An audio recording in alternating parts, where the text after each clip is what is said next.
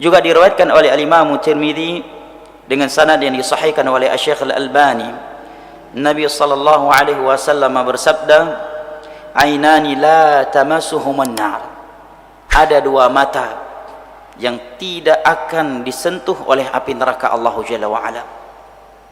Yang pertama adalah ainun bakat min khasyatillah, adalah mata yang menangis karena takut kepada Allah Jalla wa Ala.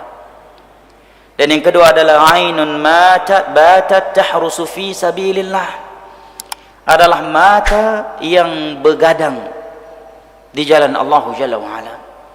Dan jalan Allah itu mencakup semua jalan Allah Jalla wa Ala. Apakah begadang karena sedang berjaga-jaga di medan perang, atau dia begadang karena salat malam, dia begadang karena menuntut ilmu agama. Batat min khasyatillah, mata yang sering begadang, berjaga-jaga di jalan Allah Jalla wa Ala.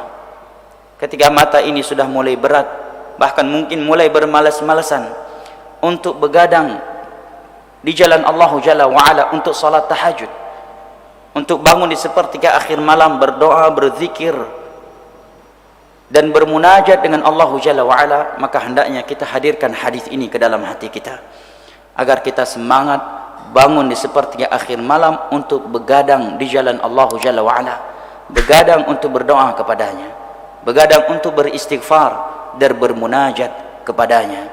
Dan Allah Jalla wa Ala telah menyebutkan kriteria khusus mereka penduduk syurga di sepertiga akhir malam di dalam firman-Nya dari surat Az-Zariyat, wabil asharihum yastaghfirun.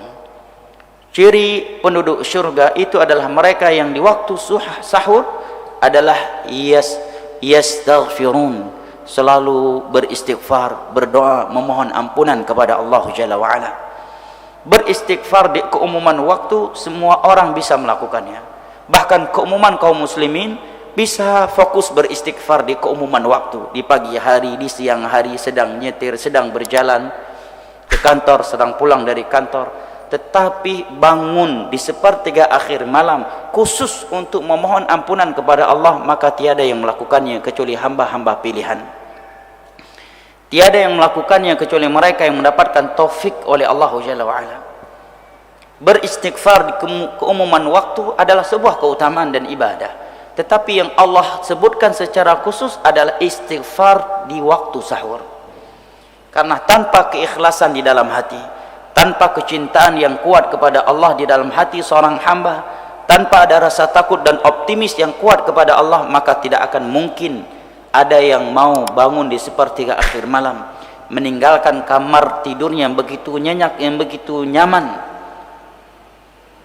hanya untuk memohon ampunan kepada Allah. Yang apabila dia bangun melakukannya, tiada satu kamera yang berada di depannya yang akan mendokumentasikannya. Tiada manusia yang melihatnya, dan tiada nilai-nilai dunia yang akan dia dapatkan di balik itu. Maka kalau bukan karena keikhlasan, kecintaan, rasa takut dan raja, optimis yang begitu kuat kepada Allah Jalla wa Ala, maka sungguh tidak akan ada yang rela bangun di sepertiga akhir malam, yang merupakan waktu di mana keumuman manusia menikmati tidur mereka.